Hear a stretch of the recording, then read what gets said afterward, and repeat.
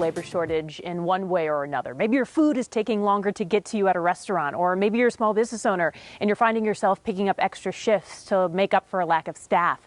But for those who have traditionally faced barriers to employment, like addiction or a criminal record, right now is a time of great opportunity. My old cheat. Mike Jenny takes his job as a driver seriously, so seriously, that he even lets his riders pick the music. I'm getting used to country music. That's not really my favorite, but I'm getting used to it.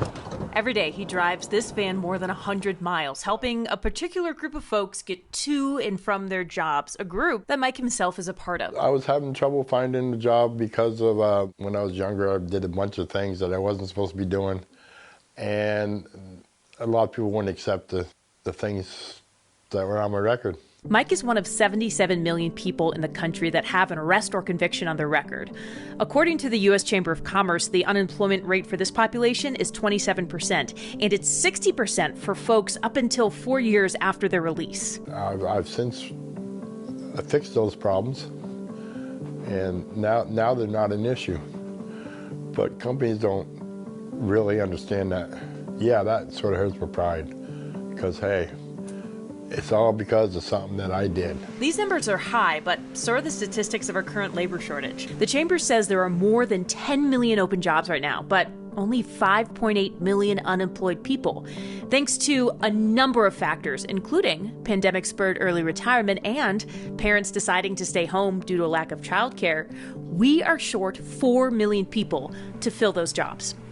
It's just better to meet people where they're at and feel that they don't have to compromise their personal needs for their work needs. Darren Forgeron is from Working Fields, a unique staffing agency in Vermont that helps folks with criminal records, along with those struggling with homelessness, addiction, and mental illness, get on the right path to finding a job. Historically, it's been tough work, but over the last year, they've noticed more employers asking for their help. We've seen it kind of on the large scale in terms of just employers are more ready to partner with us. I think in the last year alone, we signed 35 new clients, which is incredible. There's a more openness of mind in terms of, oh yeah, of course, there are people who are ready to work and I need them right now. Tapping into a once-shunned workforce is good for business.